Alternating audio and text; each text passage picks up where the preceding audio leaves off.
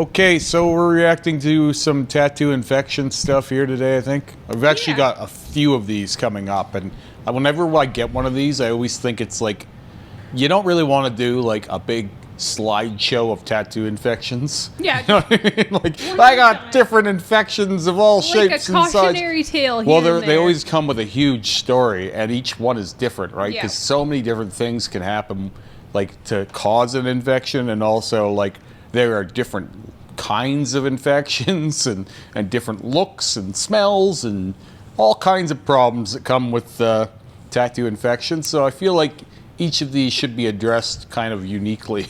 All right. Well, this one's from Will, and he says, "Hey, Remy, want to get your input on this tattoo. I got it done this past Friday. It was about 9 or 10 hour session.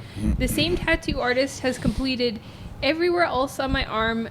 This was the last portion of my full sleeve. No issues or problems with any of the black or gray realism. Tattoos on the other parts of my arm. But really bad irritated picture is on day 3. Once my artist completed the tattoo, we wrapped it with Recovery brand Derm Shield, and it leaked a lot of plasma, so I changed it after roughly 24 hours, and then after 48 hours, I was still leaking a lot of plasma. So I cleaned it again and put on a 3rd round of Derm Shield. But I used a different brand of Derm Shield from the very first time on the second 2 bandages, which I put on myself. Immediately after taking the irritated picture, I went to an urgent care, and they gave me some steroids and Keflex 500 mg for 1 week. I've had Keflex. Antibiotic. So I spoke to my artist, and the only 2 things we did differently was use a different type of Bactine spray during the tattoo. And the second thing was different from all the rest was me using that other brand of Derm Shield. I'm rambling a little bit, but I'm hoping you can reach out and give me some input, or at least calm my nerves and give me some advice on healing this very irritated tattoo, and hopefully saving it for the most part. Thank you very much, and I love your videos."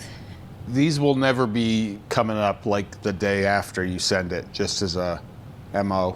Right. And then Will also says, "Hey, Remy, these 2 photos were taken a few hours after getting back from the urgent care. I washed the tattoo off gently with antibacterial soap again and put a very thin layer of Lubriderm lotion again on, and this is on day 3. I mean, there's just so much going on here, like, even just to dig in, like, this is why I said these have to be a full-length video. But, like, you always hear this stuff happening with long sessions. Yeah. Right? It's literally always long sessions. Like, I've covered my bad heel with Ashlyn, and it was a very long session. Like, was it like 7.5, 8 hours for that leg tattoo? And, like, I typically only get tattooed between 2 and 6 hours. Well, the longer the session, I think, and I think about this quite often when I'm tattooing. So, like, the longer the session you're doing, the more chances there are for contamination during your process. The skin starts to take ink worse, too, and you have to rough it up more to get things done. Right. Well, and then I think, too, like, we're only human beings. So, as tattoo artists, like, we could be failing on our precautions. Well, okay, like, there's so many factors. Unpack what I mean by the skin is harder to saturate. Like, it's like, so if you have to go over a spot more, you're putting more holes into that spot. Of course. Every time you touch it, you're putting more damage there, right?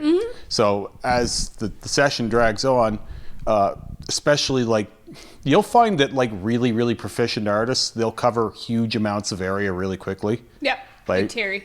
So they won't end up going back into spots much, but a lot of times what happens is artists will end up, like, having to work and work and work the same surface over and over again to get the same result by the end that they were getting at the beginning. And then when that happens, you're creating all these holes in the skin and all this trauma, and then it swells, and then there's more risk of things getting in there, and you're going to push more of the plasma back out because it's swelling, and then it's going to bleed out some of the color and all this shit, right? So there's all these downsides to going this far, and the only reason I can ever give for people to sit that long, really, that makes sense, is if if they're stunting or they're visiting an artist. Yeah, if they've right? traveled or the tattoo traveled. There's Like, if literally there's no travel. other good reason to do this. That's what I think too. I agree. I There- agree fully. At no point in time will your body heal better if you push it harder. It's just not the way it is. And it doesn't matter whether you like it or not, because I don't like it, right? The amount that I could sit for versus the amount that I do is not the same, right? Like, I get tattooed by Terry or Rick for a couple hours. I feel like I go to the gym. I worked out today twice. I did my pull-ups and shit in the morning. You say it like And I don't know. No, I know. You see it. But like, I just got tattooed yesterday. Yep. It wasn't even 24 hours ago. Look at me. You can't even probably... Yes, you are a bit of an anomaly. Well, no, though. but, most like- people can't do that. What I'm saying, and I'm not recommending everybody to do that, but I'm saying is like, if you do things in a way that respects the body, they're going to heal very easily. Yes. Whereas if you disrespect the body in sake of getting what you want, then you're going to have a bad time. Right. So that's just the first problem here. Now, I think in this situation, I think the derm is more than okay, right? There's lots of open space. Right? Yes, I mean, it should This have is stayed not, on. Yeah, this isn't full color. You really shouldn't have had a whole lot of plasma here. Like, usually black and gray doesn't, like, Weep that much. unless you're doing really heavy black and gray where there's a lot of black saturation. But this is not that either. This is like, and by the way, this is fairly nicely done. Yes. For what this it is. nice. Like, this this a very is nice not- tattoo. This isn't bad. This is just, it's like not Definitely really my infected, style. but- Yeah, it's infected, but it's not even the worst infection I've seen either. Like, this is actually pretty tame compared to some of what we, and by the way, there's a much worse one coming up here. sure. The problem really is like, this thing here is a fairly moderate infection, and people will think you're crazy to say that, but like, the issue is that you never see these, and that's part of why I like to feature them on here, not just because they're clickbait. You do get a lot of clicks on infections. Yep. But like, social media does not show you this. And by the way, a lot of the big time artists that do really cool tattoo projects that people travel to go see, there's a lot of stuff that ends up like this. Oh, yeah. Because people go to them for, and I've seen it. I've seen a lot of it. I've seen some too. And it's because like these artists are they're under like kind of this deadline or this commitment to deliver a product to someone who's only got so much time, and they flew here to do this with them, and they can't, and they also don't want their work out there in the world misrepresenting what they can do. So they try and do things that they shouldn't do, and they probably know that they shouldn't do, because they're not going to be able to work on that piece theoretically, maybe never again, right? So they'll push and push and push, and they go beyond the skin's limits. Now, I'm not saying that is what happened here, but this is not a ton of work for 10 hours. Right. I mean, so I want to say That's not a ton of work for 9 to 10 hours. no, I don't think it's a ton of work. But for me, in reading that description, the biggest red flag was that The third application of the shield. even the second application though, like to me, if you're I'm Go really, to the studio and have them do it for you. and that's the thing is like I'm super against bandage changes. Like I don't. I'd just take it off at that No, point. exactly. I don't think it's a good But- idea. I really don't usually advise it. I will do it on like a full color client, and I will tell them I will not send them Well, home. that's usually with with the it. full color one. It's like the first one isn't going to work. no, of course not. It's just to get you through the night. Of course if you're not. doing a bandage on a full color, it's like the assumption is that seal's going to break. But like to me, yes, I would never send someone home with a Band-Aid and be like, yeah, put this on at house, because we had that problem once. And number two, yeah, I Wow, would have them come into the But you studio. do see artists do that And- because yeah. they think that, well, you spend a lot of time with these people and you get like this idea that they're like, not to be rude, but maybe smarter isn't the right word, but they're more aware of like these things than they are. But they're like in like some dirty bathroom or Yes. and then some spore gets in there or Yes. something, and then before long you've got a full Or on they threw problem. it in their purse, or it's like on their car fucking Yeah. seat. The Band-Aid when they're going home. Like, there's no way to keep this like completely foolproof. And like a lot of people, it's not a big problem. But I think after the first change, and you noticed it was still that wet, you need to let it breathe. As Yeah. soon as your tattoo is seepy wet like that, it needs air. It needs to breathe. It needs to dry out. So this never really fully like bust open, eh? No, I don't think so either. It doesn't look like it. But I think it stayed wet way too long. Oh, fuck yeah, you can tell. I think the infection might not have been... I think it would have been infected no matter what, but I don't think it would have been as bad. It looks more irritated than infected. So, like, sometimes in those derm wraps, what happens is there's, with all that plasma in there, like, depending on your skin type, like, it can really irritate your skin to have all that liquid sitting on it. Yep.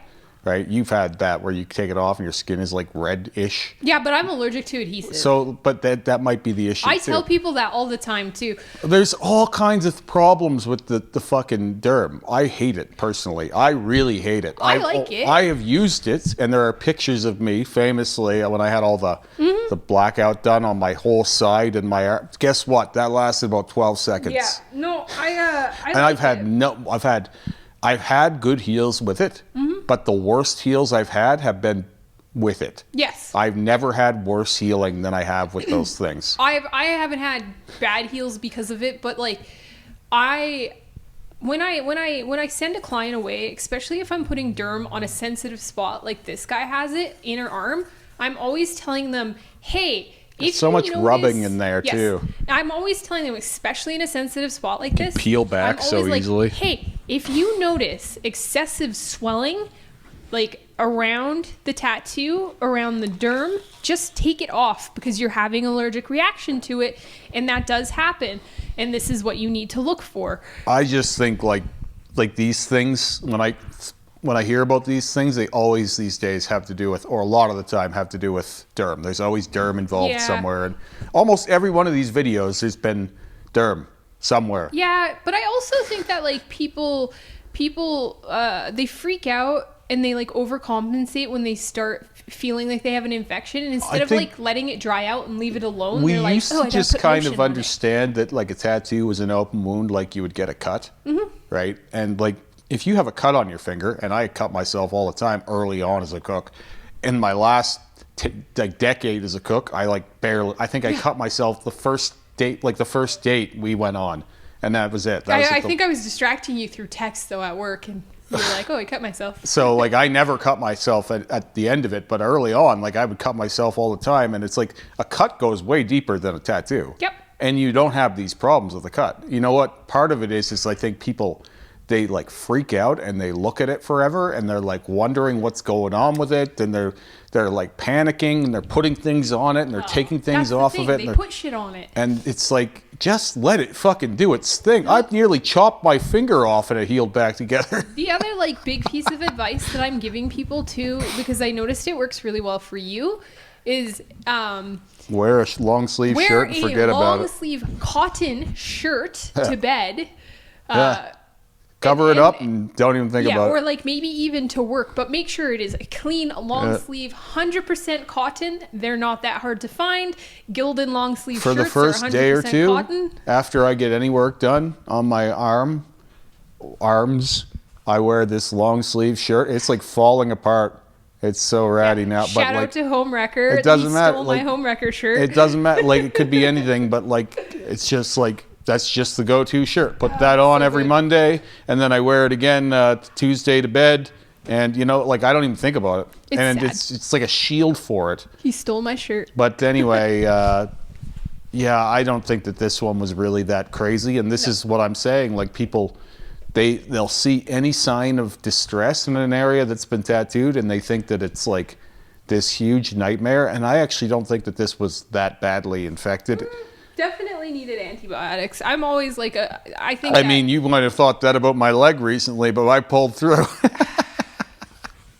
It was just fine in the end. Look, it's smooth as a baby's ass now. But your leg didn't look like this. No, it didn't look like this, but you couldn't see redness on my leg. If you could, you probably would have. I mean, yes. I'm all black everywhere, so. And then also, like, you've had a few infections, and you know. Oh, yeah. You know when it's gotten bad. I'm the CEO of tattoo healing, but like, I don't expect that of everyone, but like, I think that sometimes people need to just trust what their body can do more than they do. And obviously there are limits, and like I said, I think you should respect those. But like your body's pretty good at healing, and I don't really think we need all of these fancy products that we have these days. We didn't have any of this bullshit. People are getting tattooed for decades without this, hundreds of years without this stuff. And now we have all of these crazy stories, and almost all of them always involve this shit. So it's like, I'm not saying it's always as a result of it, but I think that it is a big part of a lot of it. Yeah, I'm just not advocating for not, if you have an infection, go get antibiotics. Oh no, I'm not. I'm just saying I don't think that it was that bad of an infection. And yeah, it could be worse. People always think that they're in way worse shape than they actually are. It's a bad infection when you start throwing up and having diarrhea. Or and how get the about chills. when your knuckles are melting off your hand? Yeah, and throwing up and diarrhea and getting the chills, because that's what happened to you. You were like, yeah, I really just about went to ill. work that day anyway because I had an unblemished record, and I'm the kind of guy who, like, I will be fine even if my arm is falling off. No, like Rem had like a fever, and he was like, yeah. Well, it was spreading through my whole body. I was going septic. You were fatigued like that. That was a bad infection.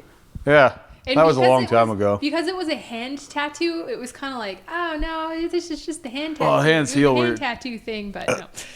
Yeah, no, I think this will be just fine. I think like it'll basically heal. Like Yeah. it doesn't look like it took much overall like loss of ink here. It's like, probably it's- healed already. It's of course, but like like as a like a study here, I think it's just like what will be lighter would have been lighter anyway because all of this shading was very soft. Yeah. Like there's nothing really that dark in here other than the trees. So that's again why I don't understand why there was so much plasma. I think like a good thing for you just to add here is like because this probably scabbed after. Yeah, maybe a little. What do you do when your tattoo scabs? Just leave them alone. Yeah. Just let them dry up. No lotion. No lotion until things are like, until they get crusty. You know what I mean? Like once it gets crusty, then it's more likely that the scab is mostly healed, right? Like once it starts getting like rocky almost, then it's like, yeah, you can probably put a little lotion on that because like you really just don't want to moisturize a scab that's still really like